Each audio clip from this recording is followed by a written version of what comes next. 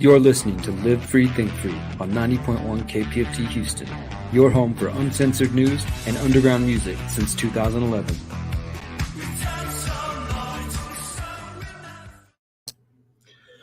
All right. Welcome to Live Free, Think Free. Another episode, a decade of sharing music, talking about what's going on from all over the place. And I know we're broadcasting on a lot of different social media platforms, but also on KPFT. And we're happy to be there and do urge you to support us there. We're in a new studio. We're going to have a lot of stuff coming up, events that we couldn't do before that we're able to do again. So we're happy for the station.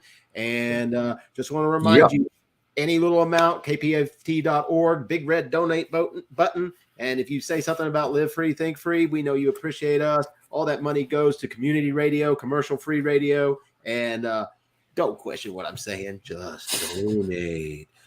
But yeah. No, welcome. I see people are tuning in. What all are we broadcasting on tonight, Derrick? Yeah, right now we are live on Facebook on the Wake Up News Facebook page, Derrick Broze page, Live Free, Think Free page, the Conscious Resistance page, the Conscious Resistance on YouTube, Odyssey, and Rockfin. So we're all over the place. And as you said, we'll be rebroadcast on KPFT as well. So thankful for everybody tuned in. We got a full show with you for the next hour here. As always, as Micah said, we've been bringing you uncensored news and underground music for 10 years plus, actually 11 years, going on 12 years. So we're keeping it real here as we have been for a decade now, over a decade. And we're glad you're joining us. What you can expect is some music and a couple of songs in the next hour and a lot of stories that you may have heard about, may not have heard about, from maybe some angles and things you haven't considered. That's what we like to do here, and that's the way we try to approach our show. First off, I want to let you guys know, as Micah mentioned, we are going to be live on KPFT, kpft.org if you want to make a donation. But if you want to follow our work particularly and see what we've been up to for the last decade plus, you can go to thehoustonfreethinkers.com, thehoustonfreethinkers.com, see our faces there, and you can see the archive from our previous shows. We've been off for about a week or a little more, just staying busy around this Thanksgiving holiday, now moving into Christmas time. But there's so much important information, which is why the title for today's show is Neuralink, Blackrock, and Farm Theft in the Netherlands. And that's just a couple of things that out of the list of articles that Micah and I put together for tonight that we could get into. If I listed everything we're going to get into now, it would be a super long title. But rest assured, we're going to be keeping you informed tonight. For those of you who maybe don't have the time to dig into all these various stories and topics that do affect you. You know, that's one thing, is we always try to come from a solutions perspective. So we're going to start with one big story that I want to start with. We're going to get into some Houston news. We're going to get in big and international. I want to talk about Mexico later. We'll hear what's going on in the Netherlands, farms being taken from people. There's a lot happening, guys. So you are with us now for about the next hour. Let's start with this story, Micah. You might have seen or heard that last week, Elon Musk, his company, Neuralink, they held what they called show and tell. And it was basically their big, unveiling event. Like, he likes to have these events with his companies like Tesla and Apple and others will do. And it was called show and tell. And they were announcing the latest advancements of Neuralink, which Neuralink is their brain implant, neural implant device that they claim on the surface is meant to help the blind see, help people who can't walk be able to walk, and things like that. They pretty much like promote it as this way to help those in need. That's one thing, right? And this article I put together, I called it "Beyond the Hype: How Neuralink Advances the Transhumanist Agenda and Harms Innocent Animals." And this is a 2,000 plus word article that I wrote today, so we're not going to be reading the whole thing here, but I'm just going to hit a few key points. One thing I'll start with, if you're looking at this image and wondering, like, what the heck, what kind of weird thumbnail, for those who are watching on screen, what kind of weird thumbnail did they choose for this article? So what you're looking at here on the left side of the image is this brain replica that they use. They did a demonstration to show how they will insert the Neuralink into somebody's brain. And what you're seeing on the right side of the image is the robot that they created specifically for this task, which is called the R1 robot. And so you have this little round device that they say is about the size of a quarter. They showed some images of it, and it has 64 nano threads connected to it. And this robot within 15 minutes, it threads those 64 needles directly into your brain. So they were doing demonstrations showing how obviously they weren't doing it on a human brain or even a real brain. They were just doing it on this kind of replica. And they showed how it looks kind of crazy, Mike. Honestly, it's like this little robot arm going at the brain, like very quickly, and then sticking a little thread and pulling it, and then it does that. And by the end, you get this web of 64 threads that are in your brain, and the implant stays there, and it the skull's closed over it and everything, and you never even know it's there, and you can even charge it wirelessly. Did you know that, Micah? But needless to say, this is last week, November 30th. They were super excited about this. The big announcement being that Elon Musk's company is saying that they are expecting FDA approval to begin human trials within 6 months. Quote, "We have been working hard to get ready for our first human. We want to be extremely careful and certain it will work well before putting a device in a human. We think probably in about 6 months, we should have our first Neuralink in a human." And I just basically went through the 3-hour event. I tried to, I just quoted directly from him and some of the other people from his team, what they were describing, and then tried to look a little bit, deeper than not just what they're saying, but also maybe where this is headed, right? And so for one thing, Elon Musk said that they could, quote, "miniaturize the neural implant to a point where it matches the thickness of the skull that is removed." He compared the brain implant to, quote, "replacing a piece of your skull with a smartwatch." And he said that it's very important that these devices are upgradable because, quote, "you wouldn't want an iPhone 1 stuck in your head if an iPhone 14 is available." And he said that you'll be able to take these out to replace them if it stops working for any reason. I don't know why it would or what that means. And he said, or if you will just want to upgrade to the latest version. And like I said, 64 threads. So I go on here to describe some of this. And what my point with getting into this, like two things. Within days of Musk's show and tell event, Reuters, mainstream news, reported that Neuralink is actually under federal investigation for, quote, "potential animal welfare violations." And this is something we've mentioned before. This is related to animal welfare violations. And it's accused of testing being rushed, causing needless suffering and deaths of monkeys. That it was reported back as far as February of this year that hundreds of monkeys, I think even maybe as high as thousands at this point, have died in the process of testing out Neuralink. And specifically, like, it's supposed to be pretty brutal, the process that's described. So we knew about that already. There's a group called the Physicians Committee for Responsible Medicine, the PCRM, and they had put out a report back then. They also had announced they were going to file a lawsuit against University of California, Davis, where the Neuralink company is working and having their testing. And so now Reuters, though, is confirming that there's actually a federal investigation going on and that Neuralink's under investigation for this potential violation of the Animal Welfare Act. And it says that the federal probe, which has not been previously reported, was opened in recent months by the U.S. Department of Agriculture's Inspector General at the request of a federal prosecutor, according to two sources with knowledge of the investigation. They said that they talked to ex-employees. They said that they had audio recordings, emails, and presentations related to this investigation. So that's happening days after. And in fact, whenever Elon Musk announced on Twitter that in case somebody out there missed it, he's now the owner of Twitter, richest man in the world, these kinds of things. But he actually responds to people on Twitter. So there's a lot of people like, oh my God, he commented to me. And so I've been tweeting to him, including this story. And the day he announced that he was going to be holding the press conference for this, I said, will there be any comment about the monkeys that have died during the testing? And, people were hearting it and retweeting it, whatever, but he didn't respond. And no, for the 3-hour presentation, they didn't address this situation at all. And Reuters even said that they didn't respond for comment. I also tried to get comment. We're not expecting any comment, but needless to say, they speak for 3 hours about the alleged benefits of how this is going to help the blind and this and that. They don't mention at all that these monkeys that have died and just the situation, the treatment of them, it's pretty disturbing when you read the lawsuit and look into what's happening. So that's one point. And the last thing I'll say in this, and I'd love to get your thoughts, Micah, as well as you out there listening, wherever you're watching, comment, let us know what you're thinking about this whole Neuralink thing. But I wanted to make the end the article by kind of noting that when you really pay attention to what Elon Musk is talking about, I think it's a little bit bigger than just this.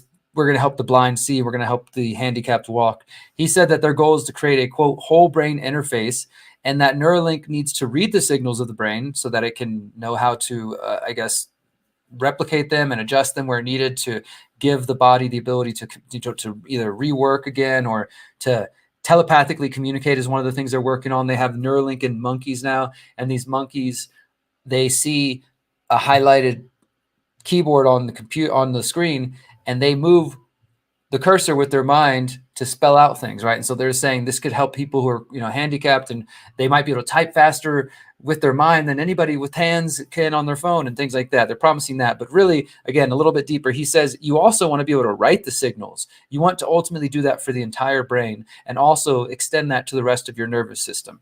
So I wrote here that the implications of being able to write signals to the brain are worrisome enough when considered beyond the context of helping the blind see or the handicapped walk. Who would decide what signals were written and sent to the brain? What impacts would this have on the nervous system with long-term use? These and other questions were not addressed by Musk and his team. And then he kind of reveals his bigger picture here, that he's saying that his main motivation is, what do we do about AI? And this is his quote: what do we do about artificial general intelligence? If we have a digital superintelligence that's just much smarter than any human, how do we mitigate that risk at a species level? He went on to say that the best case scenario is that AI is very benevolent and humanity is able to, quote, go along for the ride. He said the biggest limitation in going along for the ride and aligning AI is the bandwidth, how quickly you can interact with the computer. We are already cyborgs in a way that your phone and computer are already extensions of yourself. And he basically starts talking about how limited we are with typing with our thumbs or speaking with our voice, and that AI is going to surpass this, and that we need to be able to bridge that gap. He says this is the fundamental limitation that I think we need to address to mitigate the long-term risk of AI and also to go along for the ride. So he's really doing this because he does believe that, and he said this before as far back as 2014, he's been warning about the rise of AI, but his belief is that in order to avoid that risk, we need to merge with AI. We need to merge with humanity, or humanity needs to merge with AI, machines, which is very much at the root of this transhumanist philosophy. And even in 2017, he spoke at the World Government Summit where he said, I do think there's a path to having some sort of merger of biological intelligence and machine intelligence.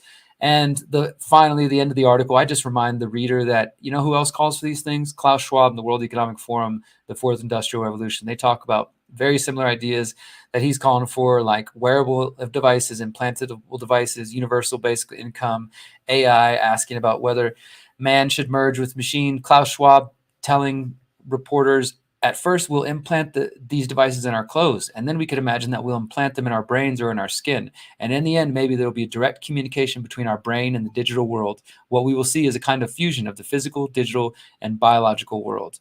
So interesting, just those connections. And whether or not people will accept this, I guess time will tell. But they're 6 months, Micah. They're going to be testing this on human brains in 6 months if they're not already. Well, I guess if it's volunteer, that's one thing, right? If you want your brain to have whatever on it, in it, and through it, I guess that's your bodily autonomy and et cetera, right? And I guess to answer some of the questions about like who will do it, if it was like that, I guess other than perhaps some animal torture, I don't see any real reason morally to get in the way of it, right? Because if people want to do that and it's an agreement between them and their brain stitcher-upper or implanter, then so be it. And I know Mr. Musk, he likes to kind of be presented, or maybe he doesn't like it, but he comes out being presented sort of like, tell me if this is a misrepresentation, sort of like a guy who built his own self up. Like that seems to be the mythos around him, correct? And I can't hear you, but I was saying that is the mythos for sure, with the emphasis on myth. And the reason I'd like to go here is this isn't entirely true. But, you know, at the same way that's being perpetuated, here he is. And I'm sure if pressed on it, he'd say, oh, I was, using a metaphor. You said that portion about we're already cyborgs because of our phone. Well, I don't know. According to, maybe I'm just being a little bit too legalistic here or taking words at their meaning. But according to Oxford Language Dictionary, a fictional or hypothetical person whose physical abilities are extended beyond normal human limitations, and here's the key, by mechanical elements built into the body. My phone isn't in my body yet, Mr. Musk. I don't know what you've been doing with yours, but mine is not in my body. And, as long as that's still a choice, Mr. Musk can do whatever he wants over there with his phone.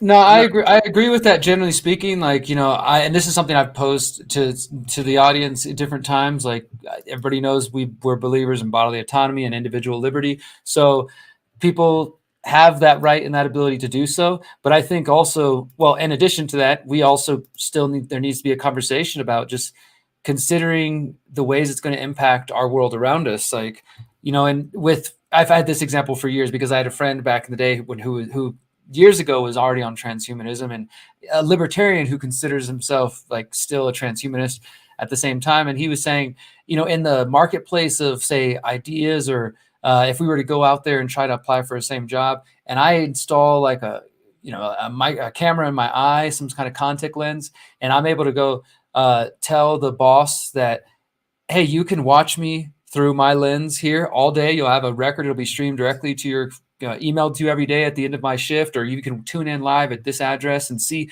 exactly what I'm doing.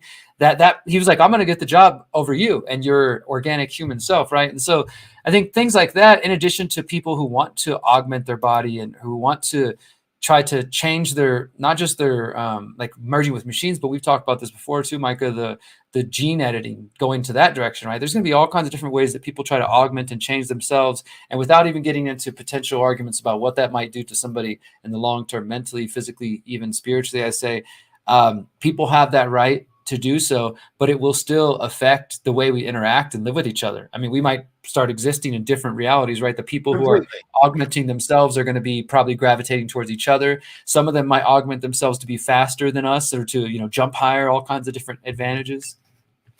Certainly, and they may have some disadvantages, like those mosquitoes we've been talking about. Those mosquitoes, when they introduced all those male mosquitoes that could do things the other male mosquitoes couldn't do, but then they kind of destroyed the female mosquitoes' life. So the female mosquitoes didn't want to be with them anymore. Maybe that's what will happen to some of these people. I don't know. Maybe they'll just have, the advantages that they have by getting or using that. And you're right. I do believe that's a conversation that will be had.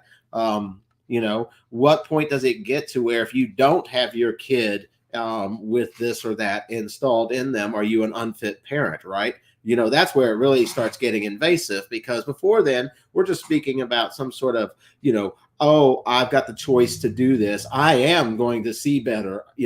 I am going to, I don't know, have an extra gigabyte of memory, or whatever it might be. I can see lots of people making those choices. And, I have very little to say to get in the way of those choices.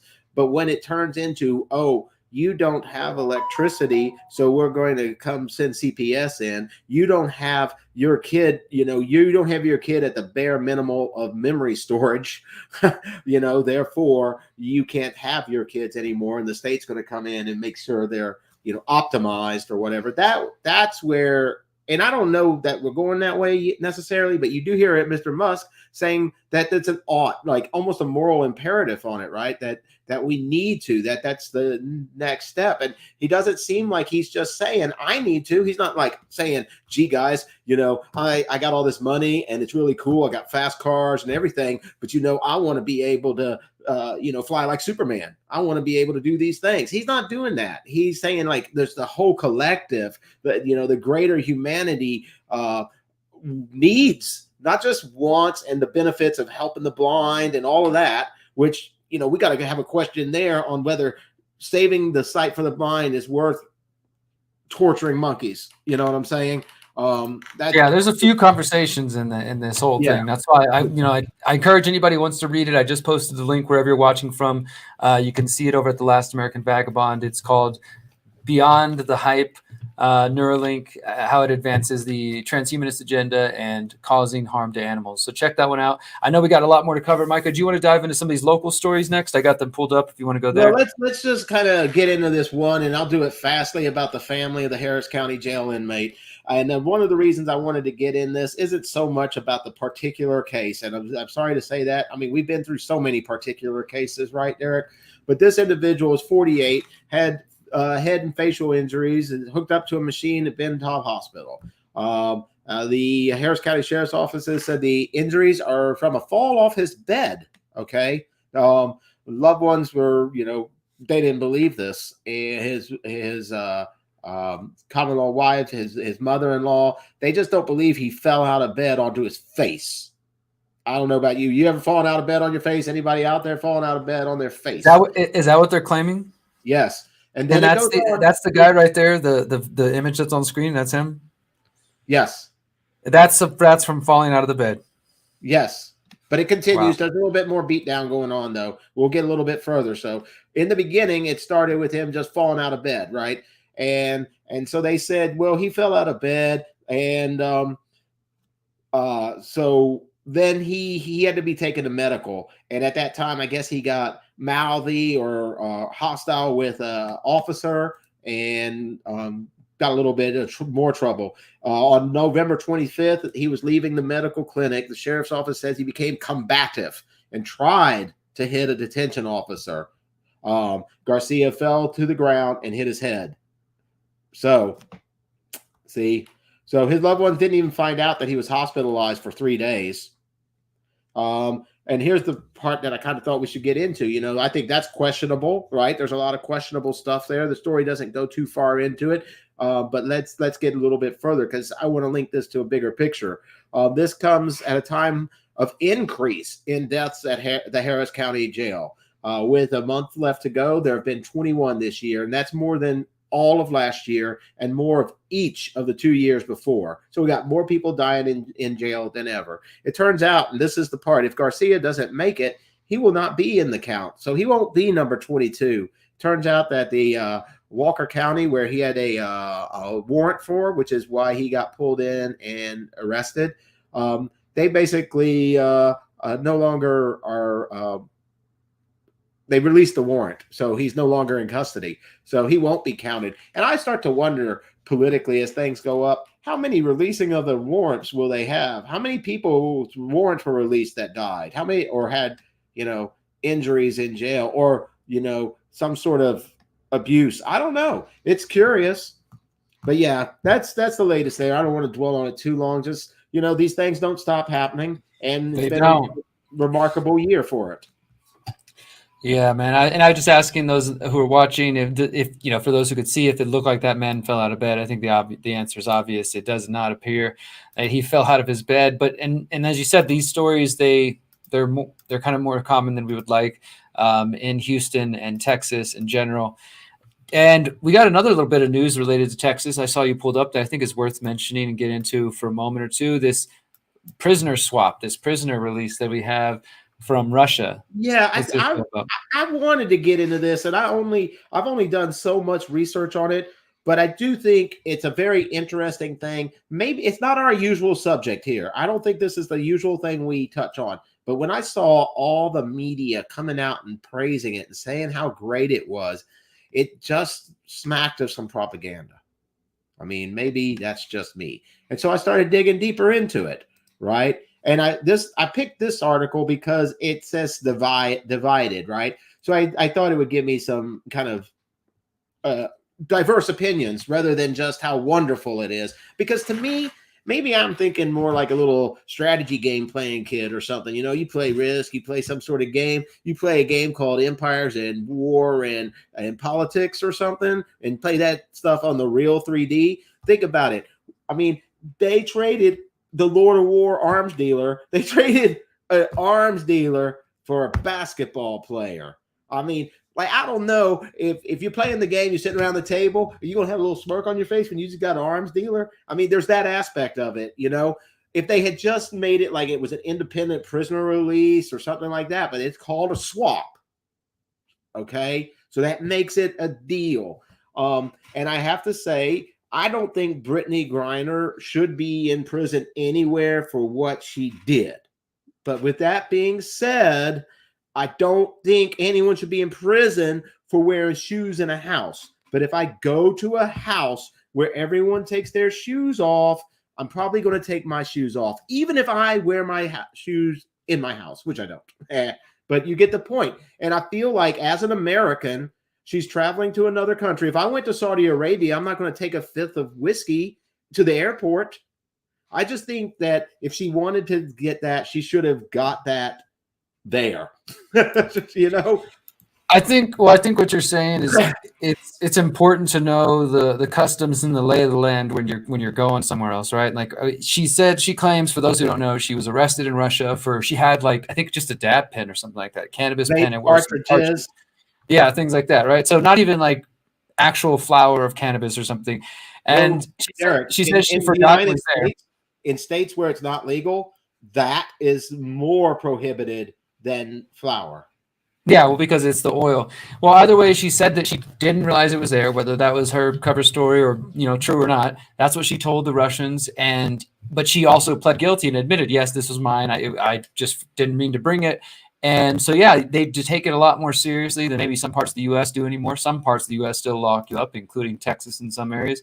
But my general point is that people do need to pay mind to where you're going. So, for example, I live in Mexico now, and I know that realistically the rules for journalists are a little bit different in Mexico than they are in the US. And same thing, like you mentioned, Saudi Arabia, place has a lot less press freedom. You would be probably silly and maybe risking your life to go to a country like that and just think you could report as widely and boldly and openly as maybe you can in other places. Like the US, that is one thing that maybe some of us might take for granted. There are other places where you will be black bagged, you'll disappear. Or for example, in Mexico, if you write about the wrong gang or cartel, you might get shot at. You might if you try to expose certain government corruption and you miss the wrong people, they will retaliate. Now, I think that does happen in the U.S. We have journalists die in mysterious circumstances, but it's less out in the open. It's kind of more, I think, covert. So anyways, you're right, Micah. Like, either way, you don't have to agree with her being locked up or anything like that, or anybody should be in prison for victimless crime. But I do think it's smart to know, okay, I'm going to another place. I got to realize whatever the rules are of that area and how they run things, so I don't end up, locked up for 8 months. That sucks. And I kind of got one more thing to say on it. And this is the fact that if you landed in one of those rule your life states and you couldn't have whatever she had, if you couldn't have that, they would be like, lock her up, lock them up. And they wouldn't be on here saying, oh, she's free. It's a wonderful thing. Like if she landed in a plane in a state that's like, we don't love freedom, we don't want to give you bodily autonomy, we don't let you do these things, she'd be locked up on a federal charge somewhere and the state charge as well, and everybody would act like it was, what was to be expected. But instead, you got Biden and Kamala Harris up there saying, look how wonderful it is. It'd be wonderful if we got rid of that type of zero tolerance that she experienced in Russia here. I mean, that's the part that I don't understand. They're like, oh, hypocrisy. Yeah, half the states are a little bit less. You would maybe not go to a penal colony, but you might get 8 years. So, I mean, I'm just saying they put people in longer. People's lives are still ruined in the United States for the criminal justice system over cannabis, over victimless drug crimes, whether or not you endorse or want people to use drugs or that's your path or not. The point is people who are literally committing no violence and may have an addiction or some other struggle or just freely choose to put substances in their body because that's their right to do so, just like it's your right to say no to a certain health treatment or no to anything because it's your bodily autonomy.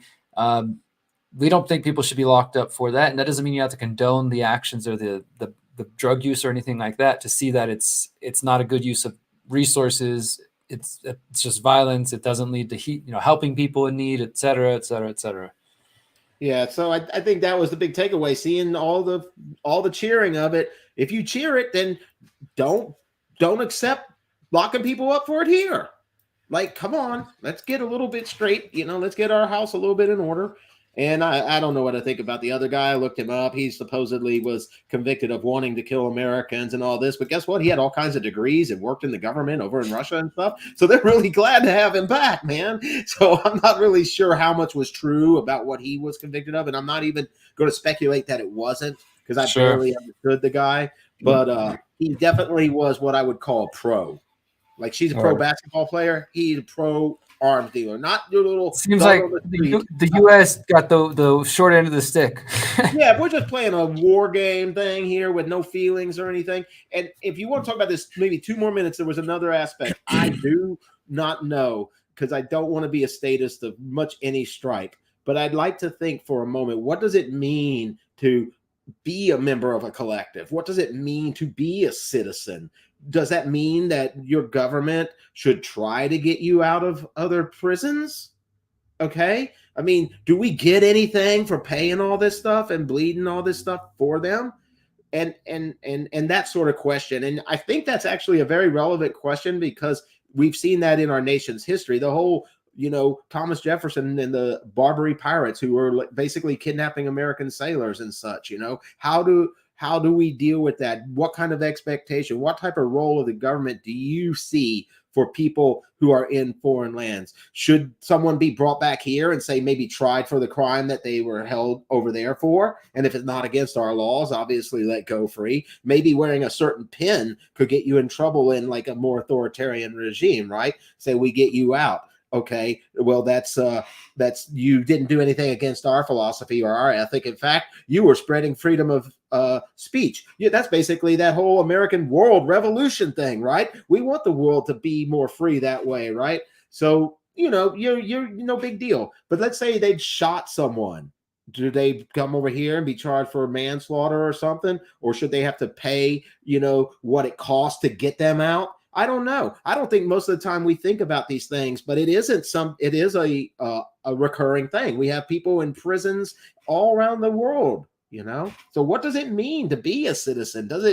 Just because you may not be a statist doesn't mean that this stuff doesn't mean anything. And they are taking tax money, and we can still put pressure on them, whether we agree with them being there or not. So that's all I got to say about that one. Yeah, I think it does bring up some interesting points. I'll just say a thing or two so we can move forward. But I think most of our audience probably be the kind of people that don't even like the term citizen, right? And would even say like, oh, I'm not owned by the state or the government, things like that. But I do think probably when push comes to shove and somebody's in a Brittany Griner situation, or like you said, some other situation caught up in another country, especially if it's some known authoritarian, less freedom-friendly country, that people are probably hopeful or thinking, oh, I'll be safe. The U.S. would never let one of their citizens rot over here in prison. That looks bad, right? Surely they're going to, argue for me, and a prisoner release will happen in a year or two or something. Like, they typically do those things. I would argue that probably people do expect, especially those who pay taxes and do it with, whether begrudgingly or not, that feel like I'm paying into the system, so I'm going to get things back, and so this maybe is, like you said, one of those things they might, whether consciously or unconsciously, expect. If I am ever caught up in some other foreign country, the government's going to come save my ass if I need it. Like maybe that's what some people kind of assume or believe. You guys, you're listening to Live Free, Think Free. I got one more story before we cut to a music break. Probably have you for another half hour here. Again, our website is thehoustonfreethinkers.com. We've been broadcasting since summer 2011. Yeah, and if you are in Houston and you see City Hall lit up red, white, and blue, just know they're appropriating the story of Brittany Griner to spread more red, white, and blueness on you. Yep, spreading the red, white, and blue everywhere. Visit us at thehoustonfreethinkers.com. You can find Live Free, Think Free on Spotify, on all those other places you might listen to music. And we're also all over the Conscious Resistance channels. You can find the archives of our previous shows. Now, this one I just want to mention in passing, at least, because the ongoing saga of Julian Assange, which has not gotten any better in recent memory, shy of Elon Musk put a poll on Twitter saying, should Snowden and Assange be pardoned?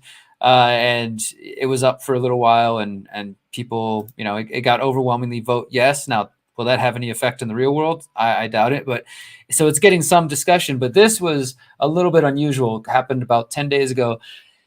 Major newspapers, including The Guardian, The New York Times, and other media outlets, specifically media outlets who have benefited from WikiLeaks leaks, they got to write award-winning stories in the 2010s and 2012, 13, up until Trump era, where it became not a good thing to support WikiLeaks, and all of a sudden they were right-wing Russian liars and fake news and things like that. But finally, after all these years, these outlets decided to grow some spine and speak up. Now, I don't think they should get too much credit for it after all this time, but they did indeed publish a letter together saying, quote, the indictment of Julian Assange sets a dangerous precedent and threatens to undermine America's First Amendment and freedom of press. The 5 major media outlets that collaborated with WikiLeaks in 2010 to publish explosive stories based on confidential diplomatic cables from the U.S. State Department sent a letter calling on the Biden administration to drop all charges against Julian Assange, who has been in the highest security London prison, Belmarsh prison, for more than 3 years, and then locked up even before that at the embassy and it's been a long saga. Those stories were known collectively as Cablegate. Then you had the Iraq war logs, the Afghan war logs, and the letter reads, 12 years after the publication of Cablegate, it is time for the U.S. government to end its prosecution of Julian Assange for publishing secrets, reads the letter signed by the editors and publishers of the New York Times, The Guardian, Le Monde, Der Spiegel, and El País. Publishing is not a crime. The letter comes, again, as Assange is currently fighting extradition to the U.S., where he will face charges under the 1917 Espionage Act and could potentially be put in prison for hundreds of years. Literally, they're trying to put him away that long, or even potentially sentenced to death if they are able to get their way. Some of these politicians who've been calling for that, and some of these ex-intelligence officials. But yeah, I just wanted to make that note. Keep it in your mind. He's still locked up. This is still going on. And that, yeah, we are at the 10-year anniversary, 12-year anniversary of these leaks that did change the way people understood the war on terror at that time. There was a lot of pushback in relation to 9/11 and other situations, but most Americans were still in this like, no, we need to fight the terrorists because of 9/11. It's keeping us safe. And then all of a sudden, because of Bradley Manning, now Chelsea Manning, WikiLeaks, these videos come out showing them machine gunning people from the top of helicopters, right, and laughing about it. And they also showed the private cables, show communication between different politicians, showing that the war was not going the way they were claiming publicly, all kinds of revelations. And if you don't know anything about that, I do encourage you to read this article. This is coming from Common Dreams. It does link to a few of the previous stories, and you know, it leads to some places if you miss that whole point, or if you've just joined us the last couple of years and maybe you don't really fully understand the level that WikiLeaks did help spread truth. Yeah, so that's just something to take note of. It's happening out there. I don't know why the mainstream decided to, you know, be courageous for a moment. I think it's kind of maybe more of a show. They're just, or maybe they don't. They're like, you know what, our legacy is going to be totally tarnished if it's not already. If we stay silent on this one, we can't let this pass without at least trying to, you know, okay, let's put together a little letter and we'll sign our names on it. And so be it, right? We can't have any of us get in trouble after this. Yeah, it's like we got to look good. We haven't said anything in the whole time, but we'll sign a letter here at the end. All right, guys, I'm going to play a quick song. We're going to come back. We got some more stories. We talked Elon Musk and Neuralink already. What else is on the way? We got Blackrock. We got Micah's got an Epstein story. The Washington Post is encouraging you to eat bugs again. Netherlands is buying out farmers. We're probably not going to get to all these again, but there's some good stuff coming up, so please stay tuned. You're listening to Live Free, Think Free. And once again, I'm going to premiere a brand new song from my upcoming album that I haven't played anywhere else. It's called It's Getting Dark Out, and you're hearing it first here on Live Free, Think Free. It's part of my upcoming album called Transmutation, which should be out by Christmas, if not by New Year's for sure. So check this out. You're listening to Live Free, Think Free. We'll be right back.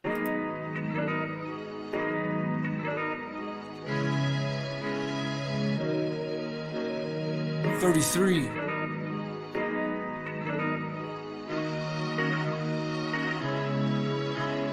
I ain't giving up, man. I ain't going out like that. But it's getting dark out, and now I'm feeling lost right now. I ain't giving up, man. I ain't going out like that. But it's getting dark out, and now I'm feeling lost right now. There's somewhat better for me, and I can feel it on the inside. The water's calling to me, and I'm giving into the tide. There's never been a better time to not be me. It feels like I'm fading, gone before you see. Now, it's just another night that I'm stuck in this skin, and I don't feel much like me, yet here I am again. Steady staring in the mirror like I don't know my own reflection. The voice is taunting me, but I'm just trying to forget them. So sick of this pretending I'm fine when I'm not. Fuck. You can keep smiling and lying while I rot. I ain't giving up, man. I ain't going out like that. But it's getting dark out, and now I'm feeling lost right now. I ain't giving up, man. I ain't going out like that. But it's getting dark out, and now I'm feeling lost right now. You ever feel like you're at your lowest low, but you didn't even know? You had so much lower to sink, your pride now extinct. Now you only got one stop before you hit the bottom rock. I promise it only goes up from here, unless your path isn't clear. But me, I'm gonna get my mind right and climb out this hole. My physical body's been abandoned and left without a soul. I can't even feel it enough to know if I'm still alive. And there's no time or space, but something tells me I will survive. I will make it through anything you throw at me. All this pain is only preparation for greatness. I ain't giving up, man. I ain't going out like that. But it's getting dark out, and now I'm feeling lost right now. I ain't giving up, man. I ain't going out like that. But it's getting dark out, and now I'm feeling lost right now. I ain't giving up, man. I ain't going out like that. But it's getting dark out, and now I'm feeling lost right now. I ain't giving up, man. I ain't going out like that. But it's getting dark out, and now I'm feeling lost right now.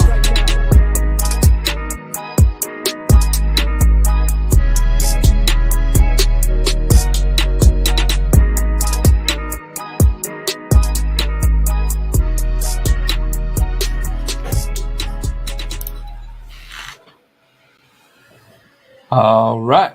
Welcome back to Live Free, Think Free. That was my latest song under the name 33. It's called It's Getting Dark Out. Hope you guys enjoyed that.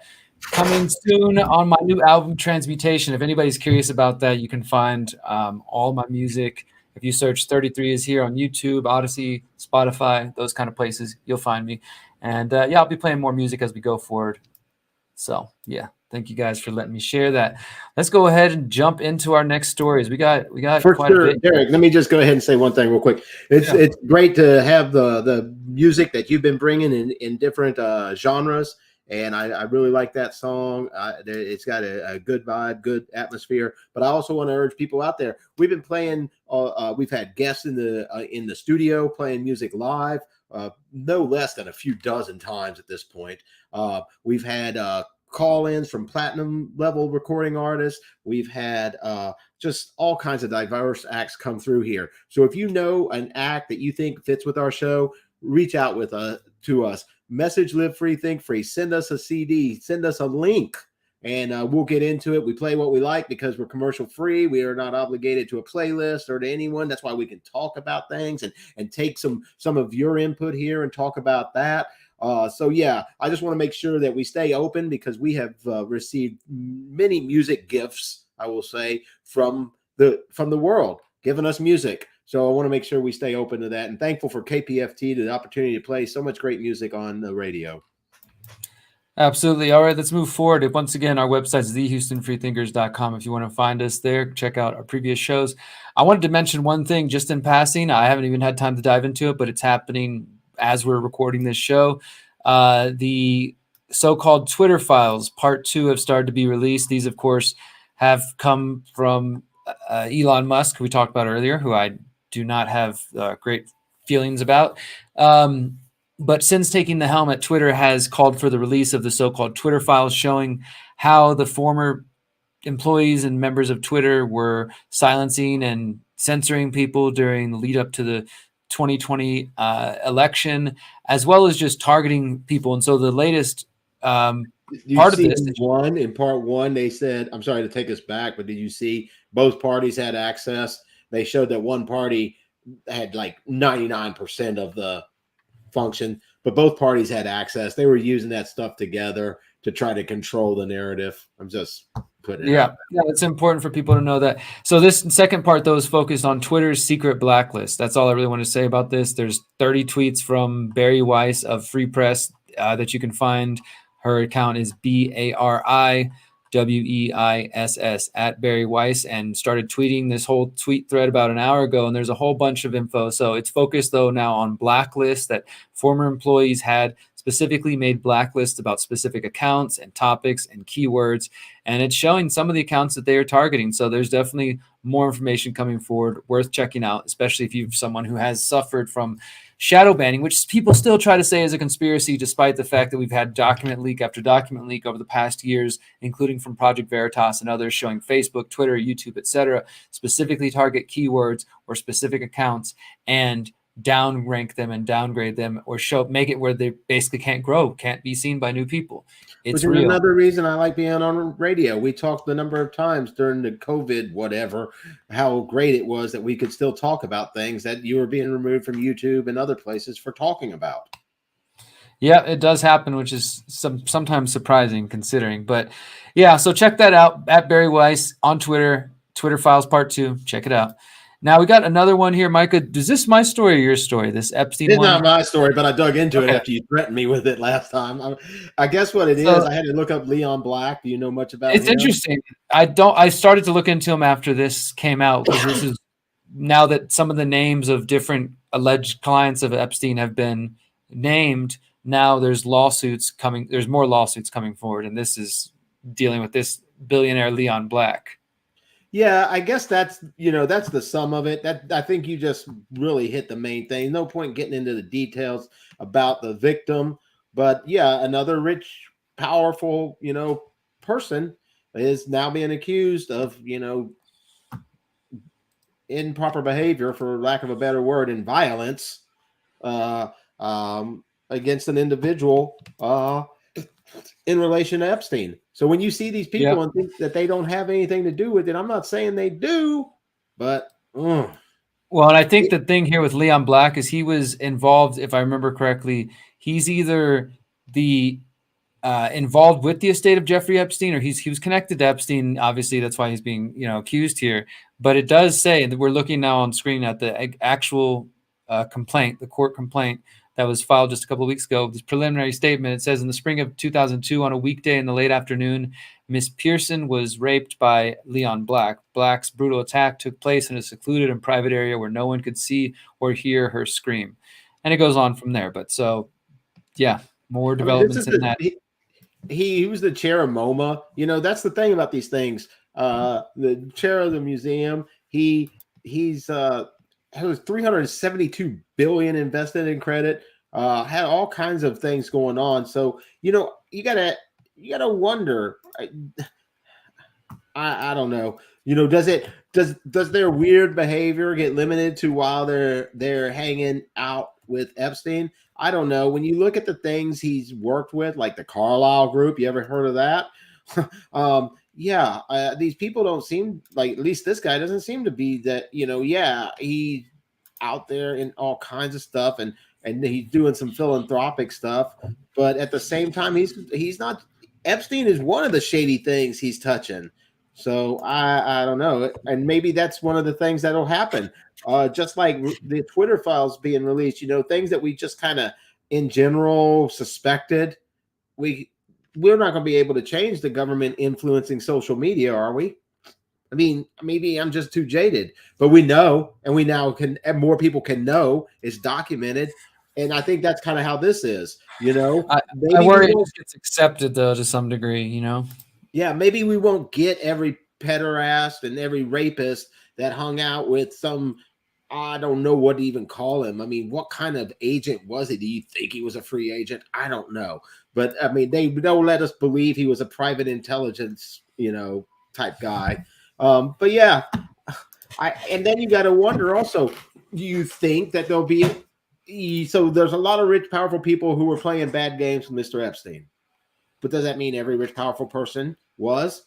But I do think what happens is if you're a rich, powerful person and you hang out with someone like that and you start to see that there's a certain personality, you might not want to be around because there's other personalities who'll make up stories to sue you and take your money. So who knows what's real on that? But I'm not too surprised. The guy's in a lot of strange things. Yeah, he's in a lot of philanthropic things. I can't accuse. I don't know. It's all hearsay to me.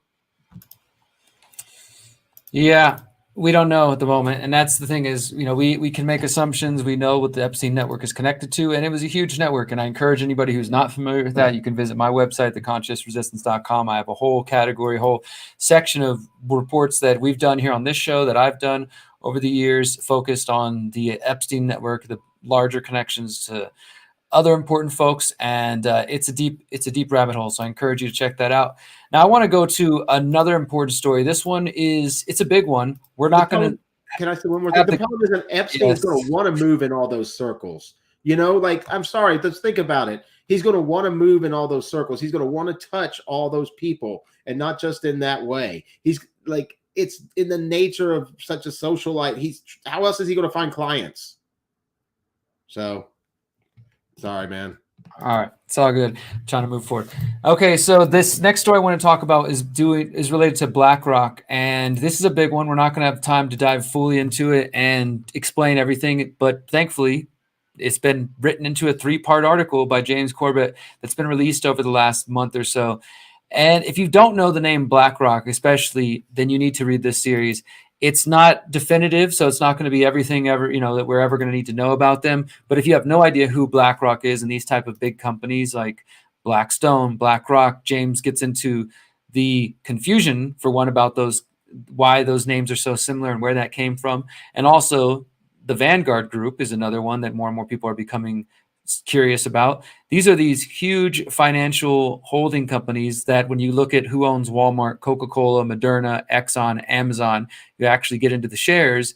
Vanguard Group is at the very top and BlackRock's right underneath them. And there's, a few other companies, but these two collectively own so much of the world around us. And James's series is pretty much just like the first one's like a history of where did BlackRock come from. Gets into some people connected to Lehman Brothers and a lot of the same players we've seen over financial crimes over the years. So I encourage you to check that out just to get to like the background of who is this company, how they're related to anything going on now. But the second one I think is probably most important to the things we've been talking about today. And that is just that Larry Fink, who's BlackRock's CEO, who's also a partner sitting on the board of the World Economic Forum, works with Klaus Schwab, et cetera, that his organization, that they pretty much have been leading the way to what James talks about in the third system, which is this AI system called Aladdin that they're claiming now is going to be able to handle money and investments in a way that we've never seen before, while at the same time they're controlling mass amounts of like up to 30 to 40% of the entire global economy. It just gets into some really interesting things here and how this connects to ESG stuff and social credit. But the one thing I do want to mention that is pretty intriguing is how you can see that there was definitely some direction coming from BlackRock. I can't say for certain that Larry Fink said do this and everybody else listened, but James does point out how there was a meeting that took place in August 22nd of 2019, which of course is before COVID. It's also before the Event 201 event. And there was a meeting of these bankers. This meeting came shortly after Larry Fink had written this piece calling for this is the new direction the financial sector needs to go to. He called it the going direct reset. And Micah, you would have a better understanding than much of this than I think I do, but James does a pretty good job of explaining it as well. But the point that he gets to is that the way he describes it is this current two-circuit system that we have, where historically speaking, the Federal Reserve was never able to, quote, print money. In the sense that people understand the term. It's able to create reserve money, which banks keep on deposit with the Fed. The more reserves they have parked at the Fed, the more money the bank has that they're allowed to conjure into existence and bring into the real economy. But he's talking about how these two things were separate from like real money, quote unquote, real money, and in the Federal Reserve money. But what Larry Fink called for and what BlackRock essentially pushed for the rest of the major corporations to start moving in direction of was the end of that. And they called it the going direct reset. They said that this was basically one of the last financial tools that the major central bankers have. Here it is. They're talking about the 4 co-authors of this report. 3 of them, three of them were former central bankers themselves, including the former president of Swiss National Bank, former Federal Reserve vice chair, and former governor of Bank of Israel, former deputy governor of Bank of Canada. And this is where they put this idea of going direct and getting, again, I encourage you to read the article because it'll do a better job of explaining it than I am currently right now. But it's important to see that once again, there is direction happening. There are people who are making decisions behind the scenes and in powerful places that aren't government, these types of institutions like BlackRock. And then James ends his series by looking at this Aladdin AI thing that they're talking about. But the kind of last thing he asks is like, well, who owns BlackRock then? And of course, he shows the picture of the financial holdings of Walmart, Coca-Cola, Moderna, Exxon again, and you see who's above them. It's Vanguard. The Vanguard Group owns BlackRock. And then, of course, the question is, well, who's the Vanguard Group and who owns them? And that's James kind of hints at that's going to be a new series of articles he'll work on in the future. But it's just this endless rabbit hole of companies like this. And a lot of them, they do work with the Klaus Schwabs and the Henry Kissingers of the world, but they're also, I doubt that most people are paying too much attention to the BlackRocks of the world. As Seth here mentions, Whitney Webb has done a great job writing about BlackRock. James has done a great job here as well. I think more people are starting to think about this. I saw a documentary come out recently called Monopoly that was talking about these kind of financial holding companies and how much they are influencing the world. But it was definitely not something that's been on my radar prior to COVID, I'll admit. Is this something, Mike? Have you heard of this going direct reset? The only person I ever heard talk about it previously was Catherine Austin Fitts and Solari Report. I think we first started talking about BlackRock maybe 3-4 years ago, a little bit before COVID, and then more and more through COVID, because if you remember, the Fed isn't really allowed to mess in certain markets, but they could indirectly through BlackRock with like Fed funds and even taxpayer money. So BlackRock used that to bail out their own ETFs. See what I'm saying? And meanwhile, like that's what James is saying in there. Exactly. If you don't think BlackRock is getting, and so I remember us talking a little bit about those, right? I remember because I think that whole awareness that they were manipulating the stock market now, not just buying and not just bailing out, GM or Ford or the banksters, but actually, manipulating the market by buying up stock and think about it. The insiders know what's happening with that, right? So they know when to pump and dump. But then there was a little bit more that happened. For example, to mix them with the government a little bit more, they managed like $500 million of government retiree plans.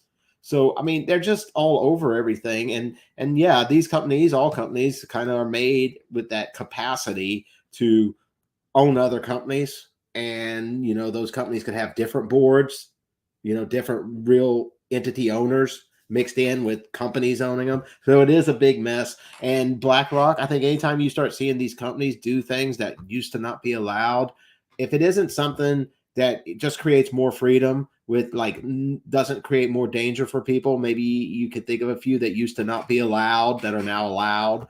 But when they're allowed to do things in the financial market that they had already put regulations in place for, like the separation of the investment banks and the what do you call it? Asset holding banks. When that broke down, the Glass-Steagall Act, you see these different things. It's just like you were saying about the transhumanism. You have to have the conversation because now the economic situation's changed, and I think that's what BlackRock is. They came in, yeah, they're a company, yeah, they're making money, but they're also moving an agenda. They're moving the conversation, and they're in their way. They have to justify how. Like back with the bailouts, it was too big to fail, right? During COVID, the COVID collapse, if we don't shore up these companies, blah, blah, blah, and I think the one thing to show is this is so much government interference mixed with, the capital, and what do you hear Klaus Schwab talking about? The elite capital and the government deciding what's best for people, not everyone else. I think that's what we need to start seeing, that's what is happening with this stuff. I mean, I don't know what we can do about it. I just know it changes the economy. It changes the stock market. You think the stock market's real? You think those numbers are real? You think you're really investing in a company that whether its product flies or not out there, it's going to make you money or not? Look how much more it's being played with now. Yeah, you can still make money in it, but recognize that it's not a free stock market even. It's all an illusion. I mean, it's so hard to trust any of it. We got a few more minutes here left. I wanted to mention just one real quick, Micah, and you had quite a few when it comes to the economy, and we got this Fed one pulled up, so let me know what you want to focus on. But this one just really briefly wanted to mention because this came either right before or I think right after Thanksgiving. Washington Post, salted ants, ground crickets, why you should try edible insects. And, the reason I'm highlighting this just for a moment is because this is one of the quote unquote conspiracy theories that's going around. And I mean that in a loving way, like that. You'll know what I mean, that there are people claiming because the World Economic Forum and others are floating this idea that for the good of the environment, we all need to stop eating meat. And that might include protein from bugs and insects, which they absolutely have written about and talked about. And yes, there are cultures living today, including in Mexico where I'm at, where people do eat certain bugs or things like that, that in other places like the US, people turn their nose up. It's a nuanced conversation. You eat bugs while you're down there? I'm not. No, not me personally. Not even accidentally. No, it's funny because like when we went on a hike, and everybody who we were on the hike with is aware of Klaus Schwab and this whole thing. And someone was like, "Oh, you want to try them out?" They're called chapulín. They're like these little bugs, and everybody's just like, "Nah, bro, nah, not me." And again, I'm a vegan too, and so there are people who I've seen like, "Oh, they're trying to turn us all vegan and make us eat bugs," and it's a nuanced thing that I think maybe more nuanced than people try to realize. But either way, the Washington Post is writing about this. I think that's a violation. Yeah, well, you wouldn't be vegan, but they're saying like they either want you to be vegan and eat the fake, Bill Gates funded burgers, or they want to fine you for eating meat, and they want to push bugs. And there is truth to these things, and that's what the only reason I really want to highlight this, because what the heck is the Washington Post doing pushing this? I guess it's in the health section, right? So they're saying why you should try edible insects. And it tells a story of how on an August morning in southeastern Pennsylvania, adults gathered listening to mealworms sizzling in a hot pan. And it goes on from there. And it just talks about how it's so cool and it's becoming more trendy. And they have a couple of scientists or somebody quoted or this CEO of this company and how it's going to be so great and it's catching on and marketing is great, taste, blah, blah, blah. But the point is we're at that point now where the people who are saying that these kinds of things are happening are right. They're right again. They were right again. So look, they got it. If you see the image, they got a whole new generation of 7-year-olds. It looks showing to little kids. Yeah, getting used to it, like getting acclimated to the idea that they're doing their part. If they just suffer through eating this gross, crunchy thing, that they're not destroying the planet anymore. And I think a lot of people, if they really believe they were destroying the planet or eating a bug, they'd eat the bug. And that's like the situation. That's why controlling the narrative is so dang important to these people, because they want to control you. I agree. Micah, did you want to hit any of these other econ ones? I think the IRS one is a good one real quick. Okay.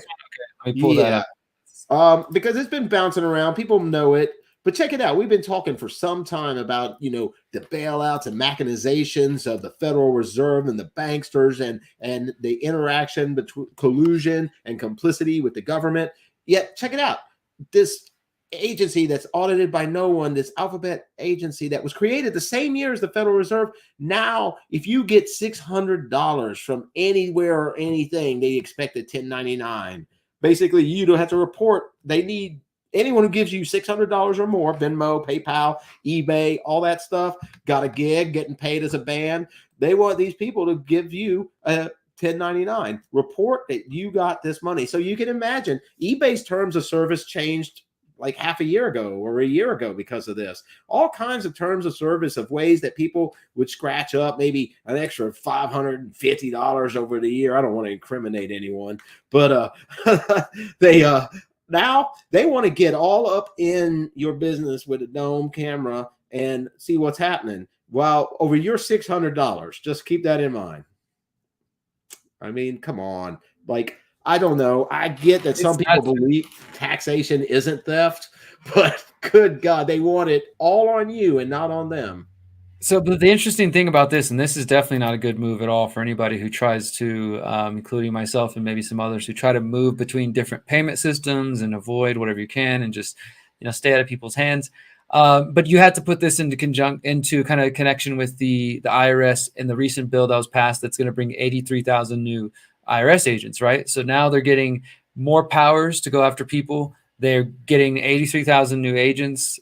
I definitely think that we're seeing a shift towards empowering the IRS in a way that it has probably never been in American history. It's going to be interesting to see where that goes. Definitely right. And it's really why at this time, what's happening? I don't really understand it, because this is all during they use this word liberal, but this seems very illiberal administration. If you think about it, why is the little guy getting microscoped over $600? I mean, I don't even know. I mean, that's assuming you think they got a right to any of it to begin with. Yeah.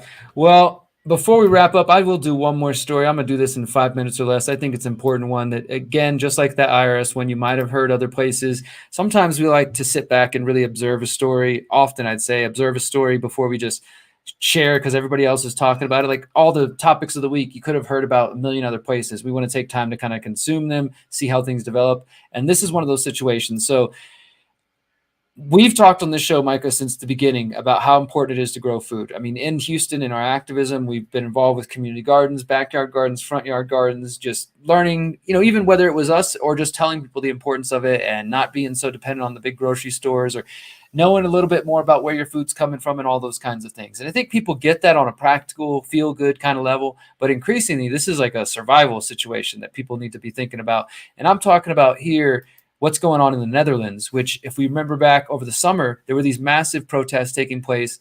The Dutch farmers were driving their tractors all over and blocking streets, and they were going to government buildings over these new rules about halving nitrogen emissions by 2030. So again, this is part of Agenda 2030, the United Nations Sustainable Development Goals, the Great Reset, and there are people pushing back, including the Netherlands. So this is coming from Bloomberg, Netherlands to buy out farmers amid pushback over nitrogen goals. Super short article, but there's really just two key points here.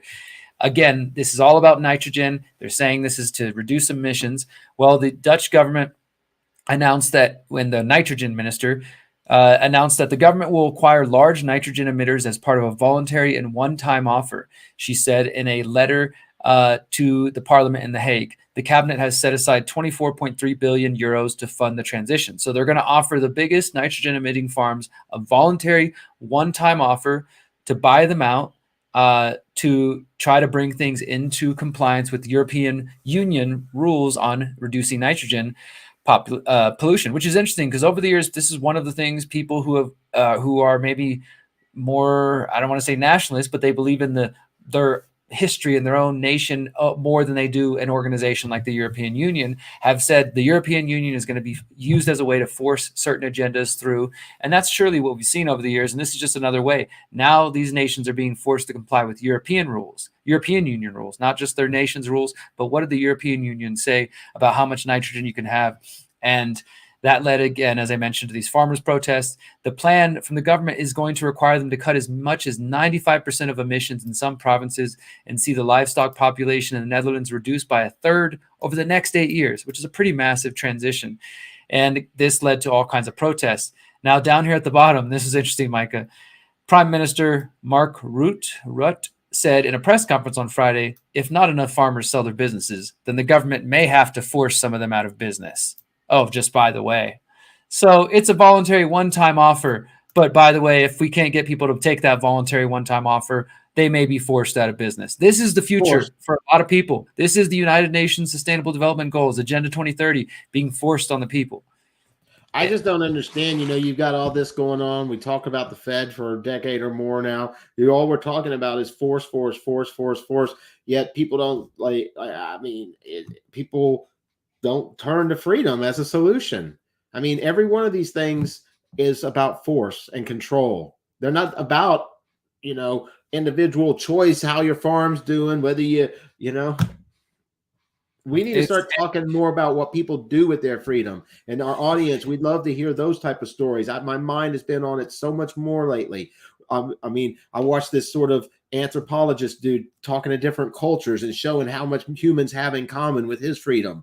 We started the show talking about in some places you have more freedoms than others. What are you doing with your freedom? Gardening was an example that Derrick brought up earlier. I mean, we've got to start showing people that believe in it how freedom is a solution. They market this stuff nonstop like an elite force. We've got to be like that about freedom. Well, I think that one solution I would say here is it's a good thing that in this case, it might not stop things, but that the farmers have gotten out and have been getting out for the last 6 months and protesting and literally using their farm equipment to block roads and call attention to this. That's one step. But at this point, I mean, yeah, this is people who are trying to grow their own food and some, they claim it's the largest nitrogen. But eventually they could come for the smaller farmers, right? And say, oh, well, you're still emitting too much because now we realize we need to lower emissions even lower because what is their goal, Micah? And we've heard it before, a net zero world, right? Net zero. That means anybody emitting nitrogen in this case probably will eventually come, get a voluntary offer before they're forced to have their farm taken away. And we've also reported on stories like this happening in the U.S. and Pennsylvania. These the Amish farmers that are being forced out because the USDA is claiming that their stuff is not regulation because they do, direct farm to consumer, and it's not. Yeah, it's non-GMO. It's it doesn't have any of the antibiotics and all that stuff in it. So this is not just taking place in the Netherlands. I believe we will see and hear more of these stories coming in the next few years, unfortunately. But that is why we do need to be talking about solutions. My solution that I believe in is exiting from these systems as much as possible. In this case, not being dependent on these farms is much. Even you can't even say in this case, oh, go know the farms. Don't depend on the grocery stores because they're going to come shut the farms down if the farms are emitting nitrogen in any way, which is going to happen if you grow food or if you have soil and it releases nitrogen. So what happens in that case? I don't know the perfect solution. I really do think in some situations, Micah, some people might fight to the death to defend their farm if it's their lifeblood, their livelihood, and they might say, hey, you know what? Any government agents trying to come here and take my farm away from me, they will be met with force, and maybe some communities will band together and that they take.